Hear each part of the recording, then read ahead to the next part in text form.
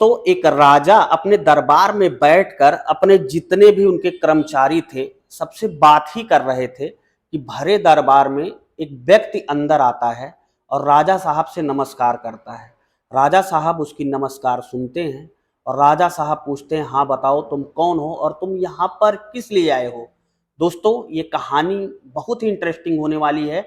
कहानी को शुरू करने से पहले आपसे मेरा बस छोटा सा विनम्र अनुरोध है कि चैनल को सब्सक्राइब ना किया हो तो चैनल को सब्सक्राइब कर लेना और साथ में बेल आइकन की बटन को प्रेस कर लेना, ताकि जब भी मैं ऐसी कहानियां अपलोड करूं तो उसका नोटिफिकेशन आपको आसानी से मिल जाए।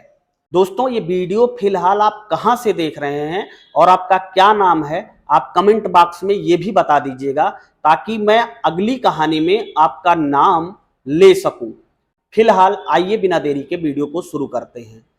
अब राजा साहब उससे पूछते हैं कि भाई तुम कौन हो और किस लिए आए हो। तो वो राजा साहब से बताता है कि राजा साहब, मैं आपके साम्राज्य में ही रहता हूँ और बगल में कुछ दूर पे ही मेरा घर है। साहब, मैं पेशे से श्रमिक हूँ और इस समय मेरा काम धंधा बहुत डाउन चल रहा है, इसलिए मैं आपके भरे दरबार में आया हूँ। मैंने सुना है कि आप बहुत ही दयालु राजा हैं। साहब, मुझे अपने दरबार में एक नौकरी दे दीजिए ताकि मेरा भी जीवन चल सके, ताकि मैं भी अच्छी तरीके से जीवन व्यतीत कर सकूं और मेरा घर परिवार अच्छी तरीके से चल सके। राजा साहब कहते हैं, तुम्हें क्या तजुर्बा है, तुम क्या काम कर लेते हो, तुम बताओ कुछ, तुम्हें किस जगह पे रखूं मैं। तो वो राजा से कहता है कि राजा साहब, मेरी एक आदत बहुत अच्छी है, आप उसके लिए मुझे नौकरी पर रख सकते हैं। मुझे एक काम बहुत बखूबी आता है। राजा साहब कहते हैं, बताओ वो काम क्या है। तो वह व्यक्ति राजा साहब से हाथ जोड़कर कहता है कि राजा साहब, चाहे इंसान हो और चाहे जानवर हो और चाहे पेड़ पौधा हो, मैं उसे एक आंख देख लूं, एक नजर भर देख लूं, बस उसके बारे में सारा कुछ बता सकता हूं। राजा साहब कहते हैं, ये तो बहुत अच्छी बात है, ये तो तुम्हें बहुत अच्छा तजुर्बा है। फिलहाल हम तुम्हारा तजुर्बा बाद में टेस्ट करेंगे, चलो तुम कल सुबह से नौकरी पर आ जाना। अब वह अगले दिन सुबह सुबह खुशी से राजा के दरबार में पहुंचता है। राजा की सुबह की सभा लगी हुई थी। राजा से प्रणाम नमस्कार करता है और पूछता है कि राजा साहब, आपने बुलाया था, मैं नौकरी करने के लिए आ गया हूं, आदेश दीजिए हमें कहां पर और क्या काम करना होगा।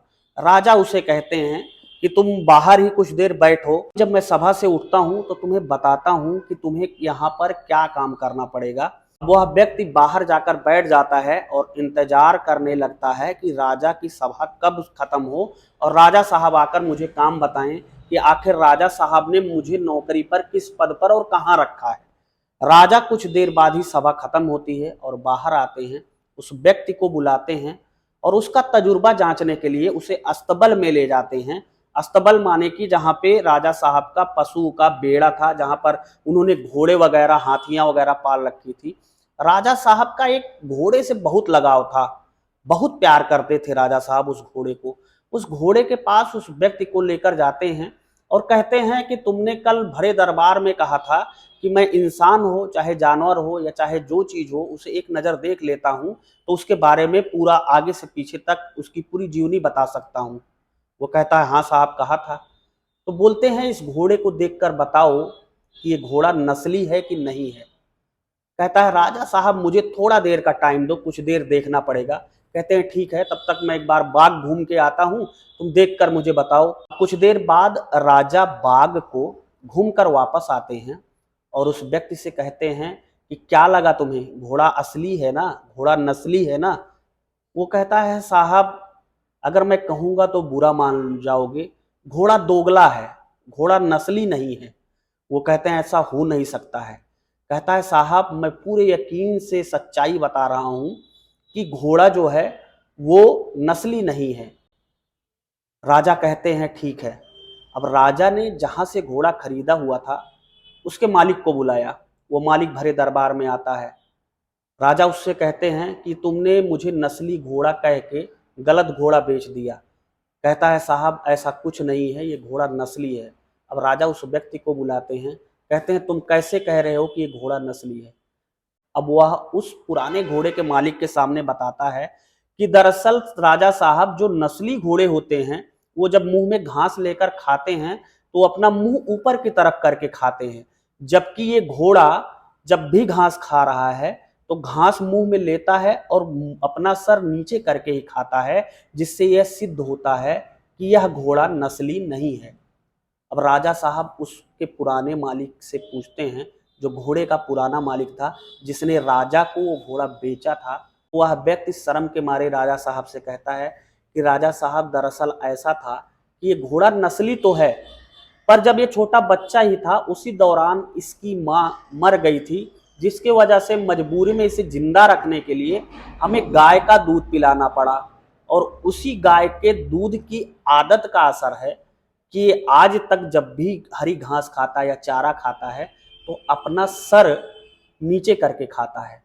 अब राजा उस नौकर की, जिसको उन्होंने अभी जल्दी में नौकरी पर रखा था, उसकी बातों से बहुत खुश होते हैं और उसे घोड़े, बकरियां, गाय बहुत कुछ दान में दे देते हैं और कहते हैं कि तुम आज से यहीं पर ही नौकरी करोगे और तुम्हारा तजुर्बा मैंने मान लिया कि बहुत सही है।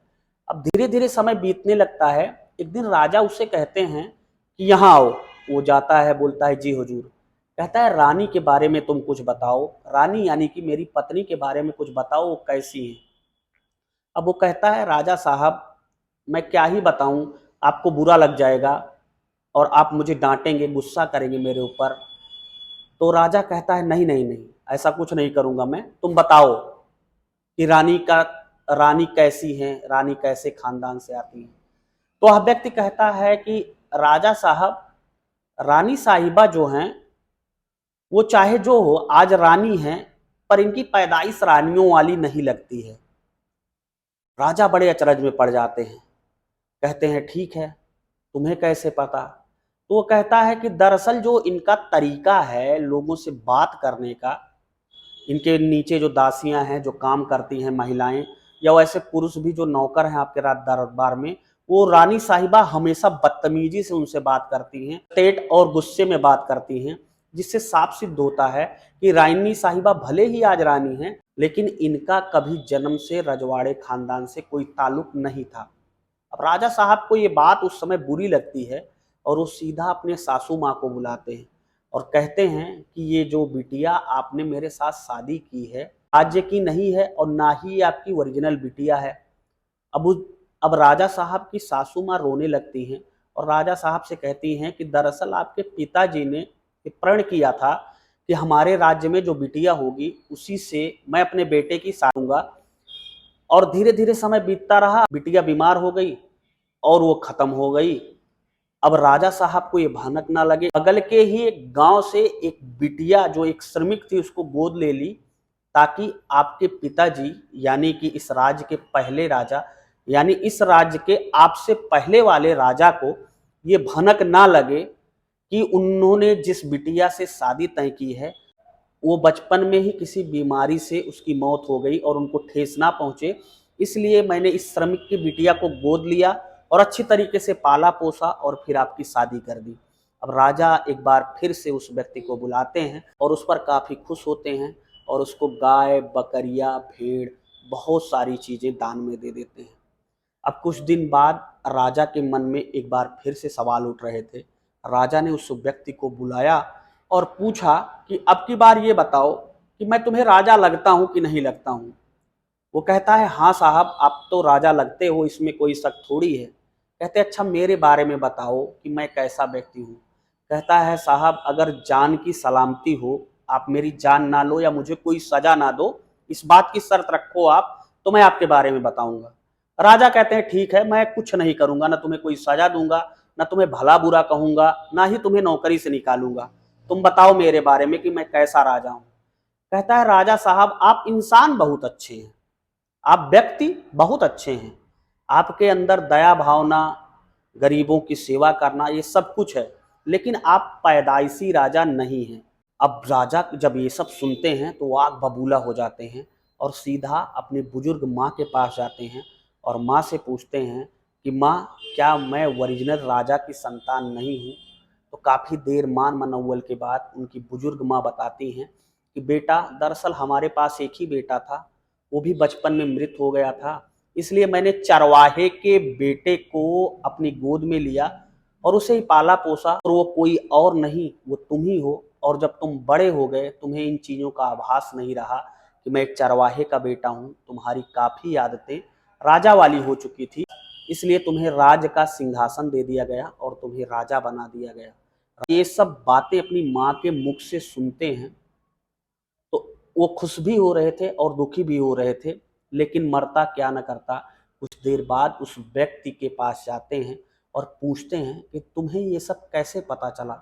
तो राजा साहब से कहता है कि राजा साहब, दरअसल बात ऐसी है कि एक राजा जब किसी के ऊपर खुश होता है तो उसे हीरे जवाहरात सोने पैसे ऐसा इनाम देता है, जबकि आप खुश होते हैं तो आप भेड़ बकरियां पशु दान में देते हैं, जिससे ये सिद्ध होता है कि आप एक राजसी परवरिश में भले ही पले बढ़े हैं लेकिन आप खानदानी राजा नहीं हैं। कहने का मतलब ये कि हम कितनी भी सुख सुविधाओं में कितना भी अच्छा पहन लें, कितना भी अच्छा रहन सहन अपना कर लें, लेकिन कुछ आदतें ऐसी होती हैं जो जन्मजात चलती हैं और एक व्यक्ति चाहे जितना अच्छा बन जाए लेकिन उसका व्यक्तित्व तो हमेशा झलकता रहता है उसकी बातों से, उसकी आदतों से, उसके काम करने के तरीके से।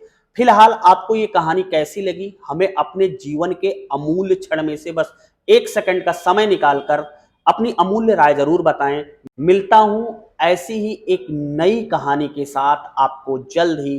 तब तक के लिए जय हिंद, वंदे मातरम। आते जाते बस इतना ही कि अगर कहानी अच्छी लगी हो तो अपने दोस्तों मित्रों रिश्तेदारों को शेयर कर देना, और चैनल को सब्सक्राइब ना किया हो तो चैनल को सब्सक्राइब कर लेना। स्वस्थ रहें, मस्त रहें। धन्यवाद।